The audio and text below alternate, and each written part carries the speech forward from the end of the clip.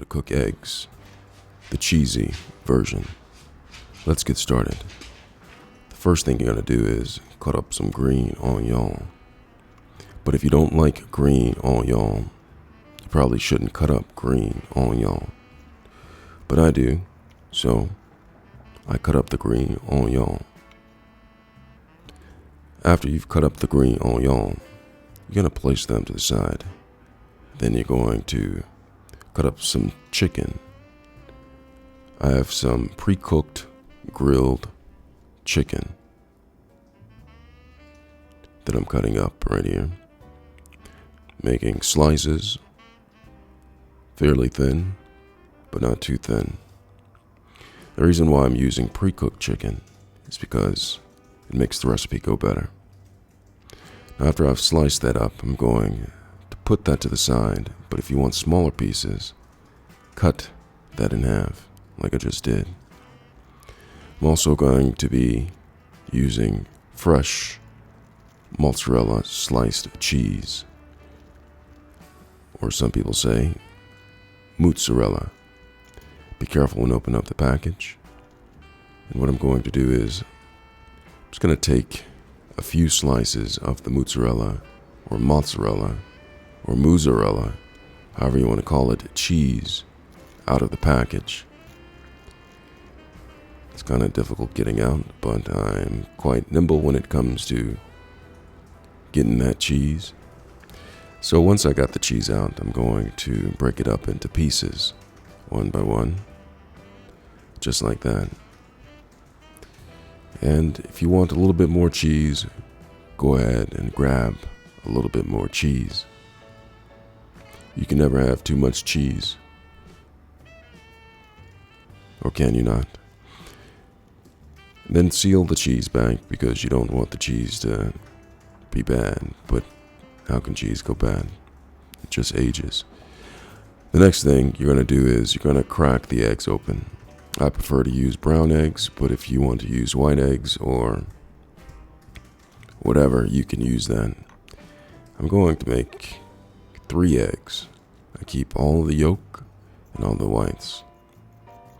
And when you get the eggs in the bowl, you're going to mix them up like this, because we're making a scrambled version of the egg, but you can also do an omelet version of eggs. But either way that you do those, you're going to have to mix them up just like this.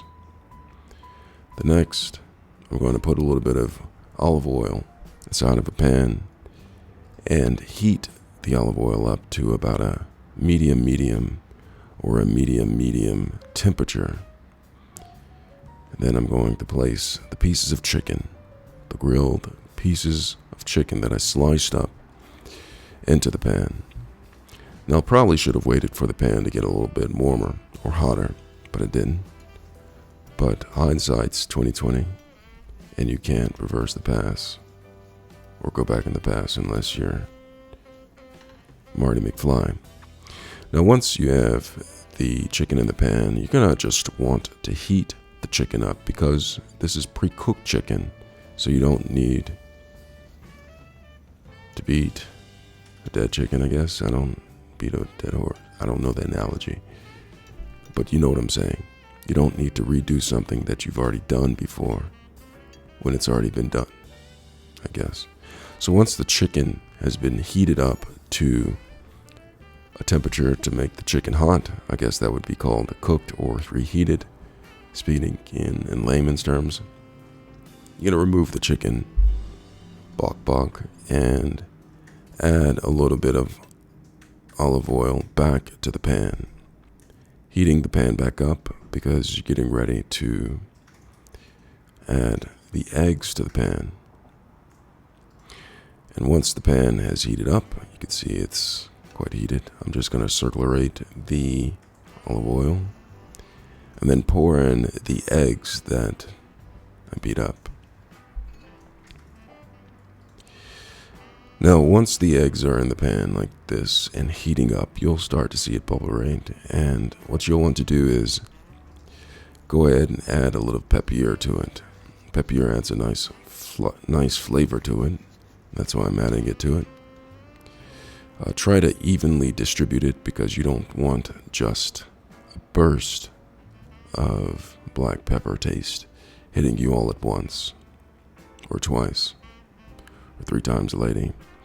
After you've added the black pepper, you'll want to add the green onion if you so desire, if you like green onion. Put that right in the middle, and then sprinkle it outwards, making sure that the green onion is properly distributed throughout the pan. And after I do that, I'm going to add the chunks of chicken to the pan. You see that? All right, put the chunks of chicken evenly distributed. Very, very important. The chunks of chicken evenly distributed throughout the pan. And I'm just gonna pour a little bit of the chicken juice with all the flavoration back on it. It's only a little bit of chicken juice, so it won't mess up the fritation of the egg. Get a little bit closer so you can see this, and perhaps smell it. Now as the egg starts to cook, I'm going to take my spoon and I'm going to pull it inwards. And doing this allows the wet egg, or the egg that has not cooked, or the uncooked egg, to flow towards the center in order for it to touch the pan and get cooked.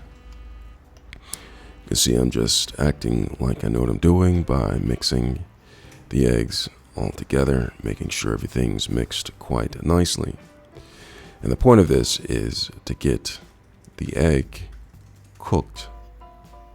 I'm going to pull it from the outside towards the center and mix it all around again and again.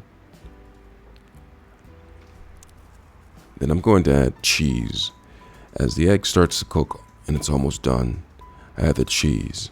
And the reason why I'm doing this is because I want the egg to be all the way cooked. Now, the egg to be all the way cooked only takes a few more, perhaps a minute or so, or even less. So I know it's going to get cooked, but I don't want the cheese to get overcooked and perhaps burn at the bottom of the pan. So I'll let the heat still going. I'm just going to stir the cheese into the egg, and you can see the gooey cheese within the egg. And then after the egg is completely cooked, I used a thermometer. I'm going to go ahead and take the cheesy egg. Look at the cheese. Come up to the screen, smell it, look at the cheese.